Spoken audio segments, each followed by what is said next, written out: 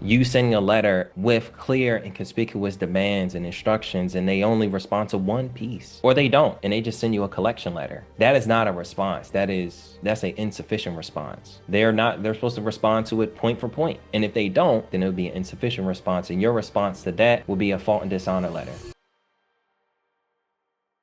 I'm gonna try to like go through the process and you could tell me if I'm doing it wrong. But let's try to break this down into something practical. And if someone wanted to use a remittance coupon to discharge debt, for the actual steps that they would need to take, I would say the first step is realizing that the coupon isn't like a throwaway slip. It's a negotiable instrument. And when used properly, it can serve as a lawful offer of payment. But the process has to be done legally and strategically. Step one, I would identify the actual remittance routing number. Could I take a look at a billing statement or a coupon and actually get this information to find it on every bill? Yes, you already know it's a coupon. Yeah. I mean, understanding it's a coupon is the first step. I would say the first step is endorsing that. Endorsing. Okay. And then for endorsing, that's me signing it with my name. 31 CFR 328.5 and 31 CFR 328.6 breaks down what forms of endorsements is. Okay. And on 328, it breaks down like when people talk about the stamp or accepting for value or, for presentation, that's in 31 CFR 328.5. And then 31 CFR 328.6 breaks down how you should endorse it. But the understanding part is that you're creating a unconditional offer. And he gave you exactly where to find this. I'll link it in the description and people can read it. If I'm preparing my tender of payment package, this is where paperwork comes in. I need the endorsed coupon. I need a tender of payment letter explaining exactly what I'm doing, a conditional acceptance, and then I also need sworn affidavit of truth. And all of this is clearly written. And I think you actually mentioned so I know it's UCC 3-603, 12 USC 411, and I feel like I'm probably missing one. 12 USC 4-11 talks about, I think, the ability you can redeem lawful money on demand by the Treasury Department. It also breaks down it breaks down what Federal Reserve notes are and how banks exchange and get Federal Reserve notes from the Federal Reserve Bank. So the fact that you can redeem lawful money, but you actually can't, is why this will work. Right, because they won't give me the money, but they'll just zero out the Zero balance. out credit, use the coupon because the coupon is also a security. Okay, it's no different from the dollar, which is what they'll say you must pay in a dollar, But you can't pay debt with a debt. That's like fighting fire with fire. It doesn't really do anything. all this does is really just record that there is a debt, and the United States runs on debt. Yep. The main reason why the United States is in business is because they're able to, create and incur debt. The debt leads people to exchange their labor to pay the debt back. So the true value is the labor, and our attention to debt. So now That's a gem. I'm sorry. Can you say that again? The true value is the what? is the labor and the Yeah. time and attention to debt. So just thinking about it, so most people go to work to pay their debt. If you didn't have a debt to pay, would you work at wherever you work? You'll probably be doing what it is that you want to do. So when you are spending your time, labor, and attention onto something, that's true control.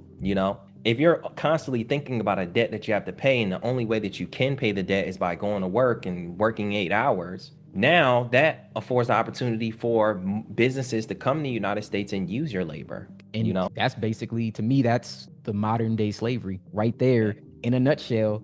But that takes it like, that's something where a lot of people's mentality you got to change the way you look at money and understand that this is all worthless. It's a crazy thing, but I'm gonna get back to that because I definitely want to come back and approach that at the end because I think that's a great way to get people's mindset to shift. Because I want to definitely come back to that. So now that I have my payment package prepared, how should I send this? Do I send it certified mail? Should I drop it off in a mailbox? Or how would I deliver this? So at the very basic, cheapest level, certified. Okay. Certified gives you the record that you sent it, but there are some people that would send it registered because registered ensures it. They also say that if you send a security registered, then or if you have a security or you're sending a security, then you want to send it registered so that it can be insured. Also, it's not in a regular envelope. They put it in a box. I haven't particularly seen it. I've always sent things certified. I've sent things registered.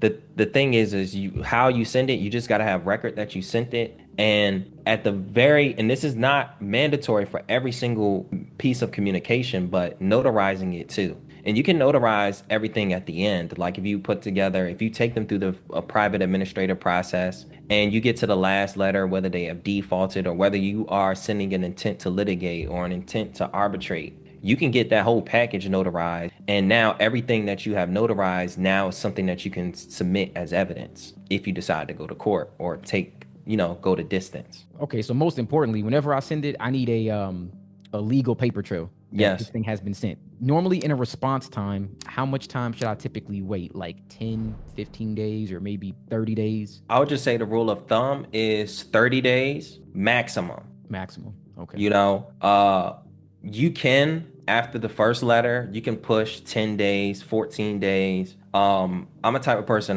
I'll use the whole 30 days. Because I mean, for some cases, sometimes you don't really care to rush it. I think a lot of times people want to rush it and unless you are in a situation where it's like, all right, bet, like I do want to knock this out, or I do know for sure that they're not going to have the evidence, then yeah, I'm gonna really push it. And I have the time and energy. But I'll push it 30 days so that I can have time to come up with my next response. It's more convenient to me. The rule of thumb when you do send a letter though is 3 days for it to be sent, 3 days for them to review, and then another 3 days for them to send it back. So minimum 10 days. If you decide like in those later rounds you want to push them 10 days. But once it hit that 11th day, you should already be prepared to send your next response. Gotcha. So okay, so in that case, I'm gonna send my next response. That's gonna be if they don't do anything. That's basically I send them a notice of dishonor at that point because they haven't responded. Let's say in that scenario. Yeah, if they didn't respond or they didn't send a sufficient response, insufficient response would be them completely you sending a letter with clear and conspicuous demands and instructions, and they only respond to one piece, or they don't, and they just send you a collection letter. That is not a response. That's a insufficient response. They're supposed to respond to it point for point, and if they don't, then it would be an insufficient response. And your response to that will be a fault and dishonor letter, letting them know about their faults and giving them a second opportunity to fix their faults. And if they continue to ignore me, the next step would be then litigation, like small claims court, something like that. Yes, it will be your default first, just like with a collection agency. Usually, they're sending about 3 letters before they start to say we're going to sue you or that you have defaulted. If you reach out to them 3 times, especially you take them through the process of my offer, you moving in honor first, you noticing the dishonor and giving them a second opportunity. If they still, by the second opportunity, still decide to not comply, given the fact that you put how they would violate you if they didn't comply in your first 2 letters, then your third letter is you saying, hey, look, I've reached out to you a couple of times and this is a default notice and you still haven't responded. So this is your last opportunity. This is not like the first 2 letters is more of giving them an opportunity to maybe ask questions, give a rebuttal.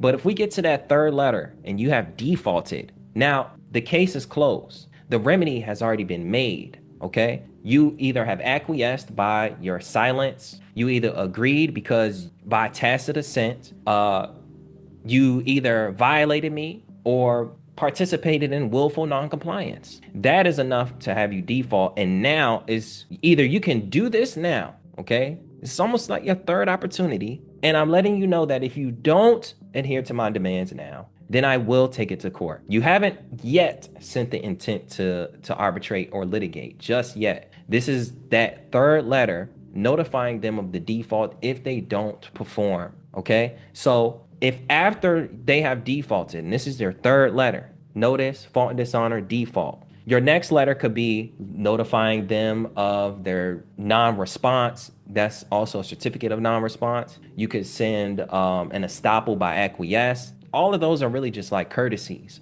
But if you have these three letters of you clearly and conspicuously putting out your terms, you have now built evidence in a case. Obviously, any you can send more letters. You can continue to challenge. It doesn't hurt to have more evidence of their dishonor and willful noncompliance. But once you get to those three letters, then you can dive into intent to arbitrate. Now, your intent to arbitrate or your intent to litigate is another setup, okay? Because that intent to arbitrate, most times they see that you are serious. Hey, damn. And he sent these three letters and he said he's going to take me to court. Dang. So what happens is that's when you'll start receiving the phone calls from their legal counsel, or that's when you'll start to receive the phone calls from whoever is going to represent them. And that's when they may try to negotiate or speak to you over the phone. But if you did this properly, you just stand on what you asked for previously. Hey, look, we won't even have to go to arbitration. Just provide what I asked you for,